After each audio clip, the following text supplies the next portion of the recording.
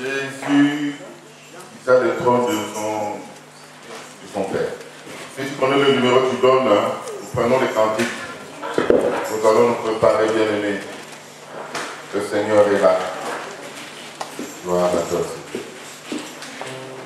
Gloire à toi.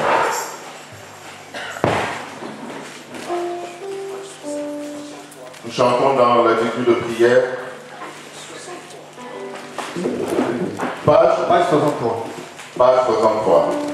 Jésus qui t'a le trône de son Père. Ah, le numéro de cantique. Page 37, cantique numéro 63.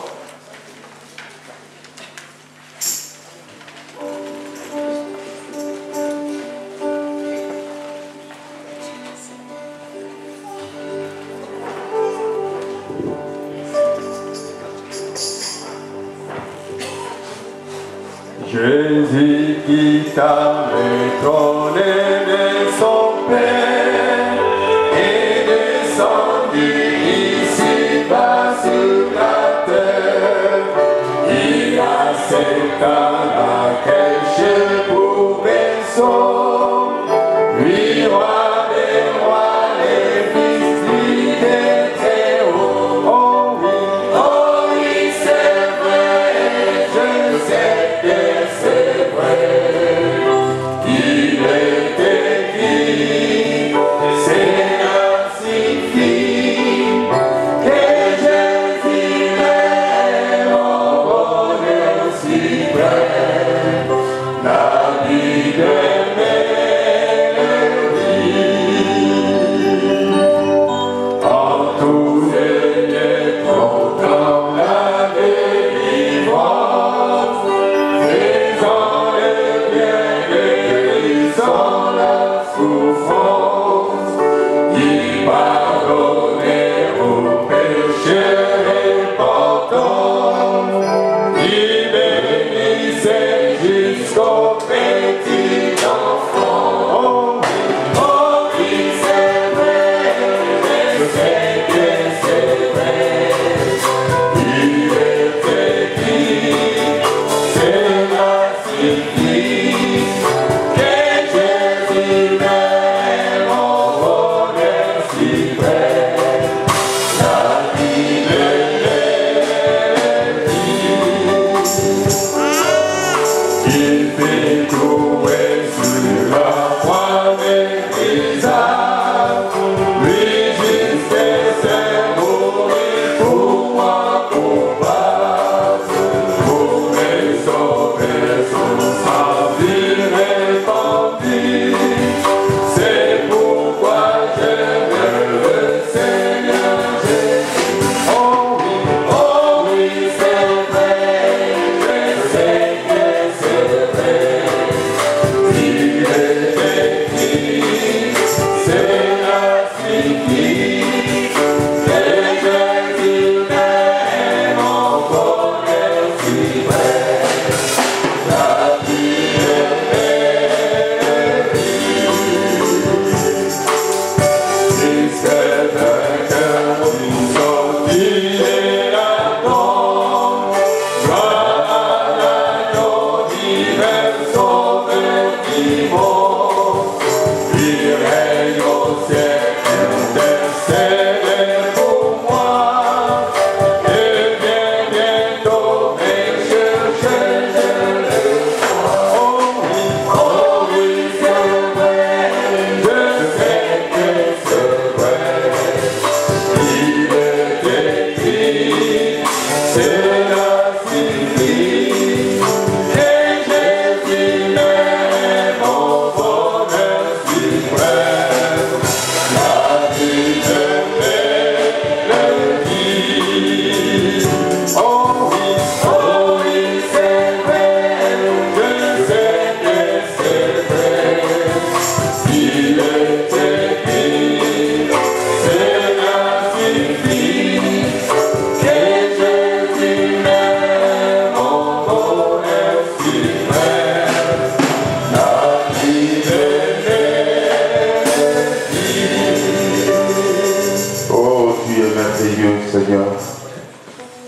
as accepté d'abandonner ton trône.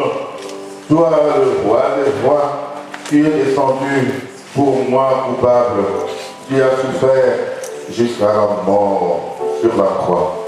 Seigneur, sois exalté. Sois exalté. Si nous sommes ici réunis, c'est pour célébrer ton nom. Oh Jésus-Christ de Nazareth. Merci. Merci pour ta présence. Gloire à toi, mon Dieu, à ton nom. Merci, Seigneur Jésus. Amen. Amen. Bien-aimés, je ne sais pas si vous avez oublié ça. Aujourd'hui, on va travailler avec frère Edebengue. Il va nous servir d'assistant. Amen. Bien-aimés, le tabernacle. Le tabernacle, je veux, mon frère, ma soeur, même une fois de ta vie, il faut apprendre le tabernacle pour savoir te situer. Tu vas voir le trajet que tu fais dans ta vie spirituelle.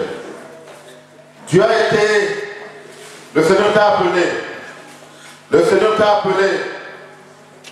Il t'a rencontré. Le Seigneur t'a appelé pour entrer là, à la porte. Pour rentrer à la porte. Amen. La porte, ça vous dit quelque chose? Amen. Qui est la porte? C'est Jésus la porte. Amen. Tu viens là. Tu étais hésitant devant la porte. Tu étais hésitant devant la porte. Le Saint-Esprit te convainc. Tu rentres. Tu rentres par la porte. Par la porte. La seule vraie porte. Amen. Amen. Si tu reconnais la seule vraie porte, mon frère, ma soeur, toutes les petites portes qui semblent être fermées dans ta vie, oh, aujourd'hui, tu t'en fiches. Pourquoi? Parce que je reconnais la porte de ma vie est ouverte pour moi. Amen. Vous fermez toutes, mais celle-là reste ouverte. Maintenant, tu rentres. Quand tu rentres, tu trouves devant toi, oh, qu'est-ce que tu trouves devant toi? Qui se rappelle de ça? Oui, papa. Ça, c'est le parvis. Amen. Dans le parvis devant toi, tu vois Hôtel de Holocauste. L'hôtel de Holocauste. Et tu vois les sacrificateurs qui sont là à l'œuvre, en train d'égorger les bêtes. Toi, tu viens là, avec ta bête. On se situe maintenant dans l'Ancien Testament. Avec ta bête, tu viens là, parce que tu as péché. Oh oui, le sacrificateur va te dire, tu mets tes mains sur la tête de la bête pour transmettre tes péchés sur la bête qui n'a rien fait. Une bête innocente. Amen. Tu le fais. On égorge la bête. Toi, tu es sauvé. Maintenant, tu progresses. Tu progresses. Tu es en train de partir. Ton objectif, c'est donc de rentrer là. Amen. Mais avant d'entrer, tu vois un autre ustensile qui s'appelle cuve de rein. Cuve de rein avec de l'eau dedans. Et là-dedans, quand tu regardes, tu vois ton visage. Amen. Amen. Tu vois ton reflet.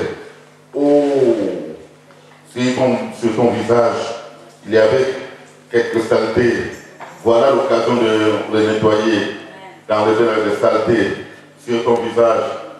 Tu te laves les mains, tu te laves le pied. Tu es devenu pur. Maintenant, on s'arrête là. On revient au premier ustensile. On revient au hôtel de l'Holocauste. Nous avons déjà dit, on a déjà vu ça. Ça représente qui? Ou ça représente quoi?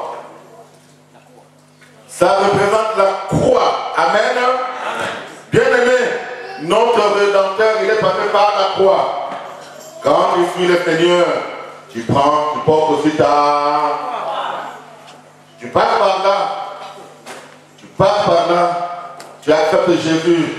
Tu acceptes Jésus comme Seigneur et Sauveur. Maintenant, toi, la grâce que tu as, toi et moi, au lieu d'amener la bête, quelqu'un l'a déjà fait. Qui? Il s'est sacrifié. Il s'est sacrifié pour toi. Tu arrives là. On dit, ok, c'est arrangé. Tu peux passer. Parce que Jésus est mort. Son sang coulé pour toi. Tu progresses maintenant. Tu arrives au niveau 2. Là. Amen. Là, ça représente quoi? On a vu ça il y a 15 jours. Cette eau-là, c'est la parole de Dieu. Amen.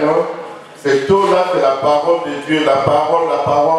Mon frère, ma soeur, la parole qui nous purifie. La parole qui nous lave. La parole est un miroir. C'est pour cela que quand tu regardes là, les femmes, ils apportaient le miroir. Je dis bien le miroir, je ne dis pas le verre, le miroir. Et Bézalel, avec ce miroir, il a fabriqué la cuve là de rein. Et à l'intérieur, là où vous voyez la lumière là, c'était plein de miroirs. C'est-à-dire que quand tu te penches, tu te vois. Comme quand tu te plonges dans la lecture de la parole de Dieu, tu te vois aussi. Amen. Amen. Tu te vois, là, c'est moi. Là, la parole de Dieu parle de moi. Mon frère, ma soeur, quand tu es en train de lire la parole de Dieu, ne dis jamais non. Ça parle de, ça parle de Suzanne. Regarde, regarde, on parle de Joseph. C'est le bonheur, c'est de lui. Non. La parole de Dieu, quand tu mets la Bible devant toi. Amen. Quand tu mets la Bible devant toi, c'est comme si tu mettais le miroir devant toi. Bien aimé, quand tu mets le miroir devant toi, qu'est-ce que tu veux? Qu'est-ce que tu vois? Tu vois le miroir, tu te vois aussi, mais tu vois aussi les autres choses. Amen. C'est-à-dire qu'il y a Eric bien là, rapidement. Si nous sommes avec Eric, un grand miroir est devant nous. Qu'est-ce que moi je veux voir dans le miroir? D'abord moi, je veux voir aussi Eric, n'est-ce pas? Voilà. Vous savez ce que nous faisons quand on ouvre la Bible? Au lieu de te regarder toi, tu regardes qui? Eric. Je regarde Eric. Moi-même, au lieu que je me regarde moi, je regarde qui? Quand tu ouvres la Bible, ne regarde pas ton voisin, ne regarde pas ta voisine. Ce miroir-là est pour toi. Pour que tu enlèves les imperfections dans ta vie. Maintenant, mon frère, ma soeur, Dieu en est là. Tu es purifié par la parole de Dieu. Mais qu'est-ce qui te fait? Qu'est-ce qui te reste? Parce que tu continues à progresser. Qu'est-ce qui te reste? De rentrer dans le sanctuaire. Amen. Tu vas rentrer dans le sanctuaire. Maintenant, est-ce que tu peux rentrer dans le sanctuaire? Amen. À l'époque, qui sont ceux qui rentraient dans le sanctuaire? Voilà. C'est pour cela que je vous fais ça pour voir. Bien aimé, l'accès dans le sanctuaire à l'époque, c'est pas tout le monde. C'est que les sacrificateurs, les lévites qui rentraient dans le sanctuaire. Les autres, ils restaient là sur le parvis. Tu viens avec ta bête, tu t'arrêtes sur le parvis, on a égorgé la bête maintenant. Au revoir, frère, au revoir, sœur, et ça s'arrête là. Maintenant, nous, on marche, on est en marche, on suit le Seigneur. Est-ce que nous allons nous arrêter là? Est-ce que nous allons nous arrêter là, maman Anne? Non. Tu veux rentrer, n'est-ce pas? Moi aussi, je vais rentrer dans le sanctuaire. Je veux rentrer dans le sanctuaire. Je vais rentrer dans le... Est-ce que je peux rentrer dans le sanctuaire? J'ai besoin de quelques lecteurs.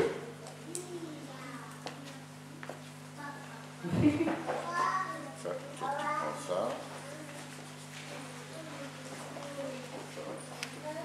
Et une Bible.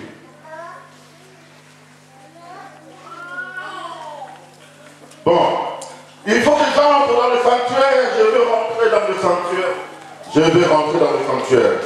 D'abord, il y a Hébreux chapitre 10, verset 19. Tu vas lire.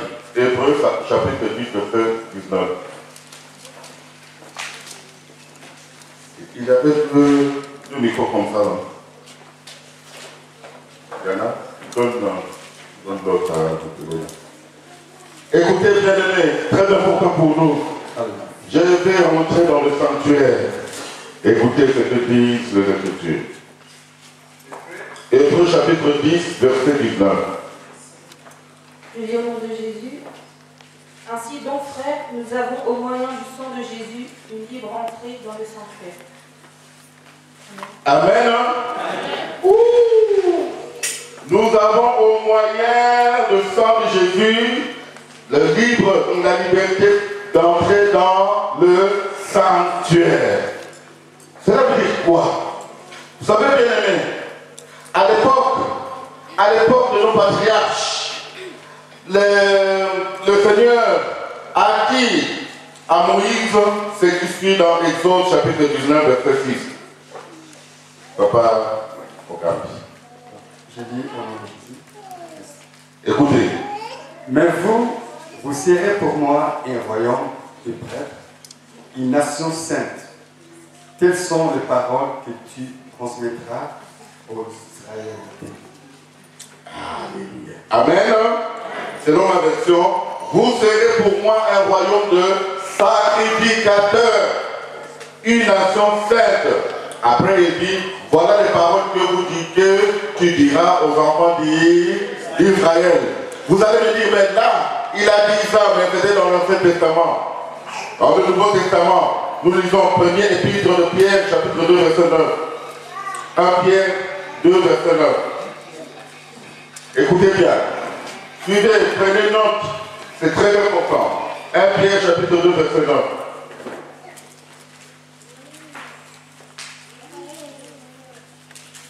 Tu as trouvé, mon frère? Tu as retard. Si quelqu'un trouve, il peut... 1 Pierre, chapitre 2, verset 9.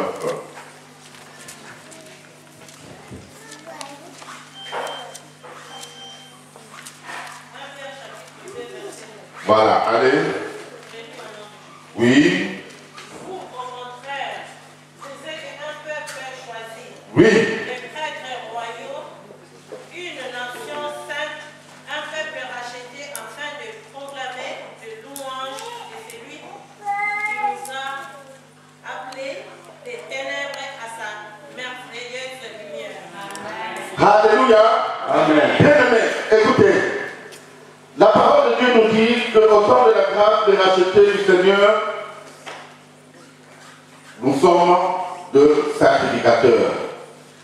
À cause de Jésus-Christ, à cause de cette vie de Jésus-Christ, nous pouvons rentrer. Nous pouvons rentrer dans le sanctuaire. Amen. Car l'Éternel nous a déjà dit, vous serez pour moi un royaume de sacrificateurs. Tous ceux qui ont accepté Jésus comme Seigneur et Sauveur, qui sont passés par la croix, amen, comment passer par la croix? C'est là que j'accepte Jésus comme mon Seigneur et Sauveur. Je fais ma repentance. Amen.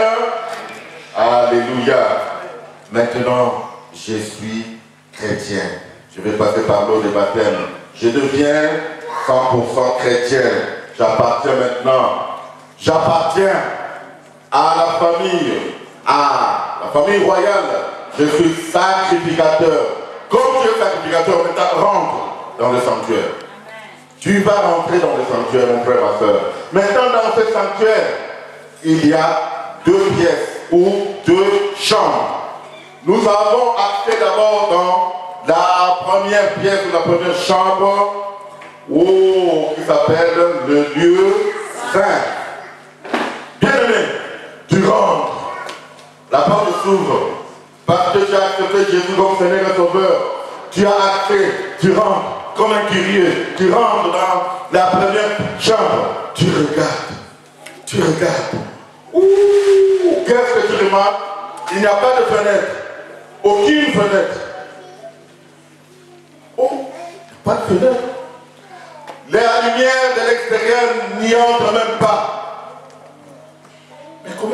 chambre-là était éclairée. Là où travaillent les sacrificateurs, ils travaillent là. Quand je dis travail, c'est le travail spirituel. C'est là où ils œuvrent, c'est là où ils prient. Il n'y a pas de fenêtre. Mais je vois qu'il n'y a pas de fenêtre. Il y a trois choses qui n'existent pas. Il n'y a pas de fenêtre, il n'y a pas de siège et il n'y a pas de plancher. Vous voyez le plancher là, le parquet là, il n'y en a pas. Mais qu'est-ce qu'il y a à la place? Bien aimé, vous allez dire, mais il y a l'obscurité parce qu'il n'y a pas de fenêtre. Mais il y a quelque chose. Il y a quelque chose qui peut m'aider avec ça. Viens. Viens mon frère. On va mettre ça.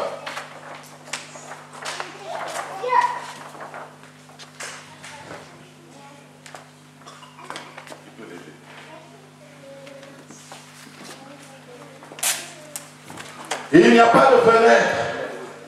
C'est l'obscurité. Mais comment est-ce qu'on va faire? Comment est-ce qu'on va voir? Il n'y a pas de siège et il n'y a pas de plancher. Quelle drôle de chambre. Mon frère, ma soeur, or, il y a le chandelier. Amen. Vous voyez le chandelier? Parce que vous entrez dans le sanctuaire du Seigneur. Le Seigneur n'a pas besoin d'autre lumière que de la lumière d'un chandelier. Après, nous allons découvrir si c'est quoi le chandelier, vous allez voir. Il n'y a pas de plancher dedans. Il n'y a pas de plancher. Il n'y a pas de plancher. Il n'y a que du sable. Ouh. À l'extérieur, c'est joli. Maintenant, il n'y a que le sable. Oui. Le sable, c'est parce que ils étaient itinérants. Ils étaient voyageurs. Amen. Ça symbolise le voyage que nous avons ici-bas. Il y a du sable. Le sable, c'est le désert. Nous marchons dans le désert. Il y a du sable. Et tous les ustensiles sont posés sur du sable. Amen. Il n'y a pas de siège. Il n'y a pas de siège. Cela veut dire quoi? Il n'y a pas de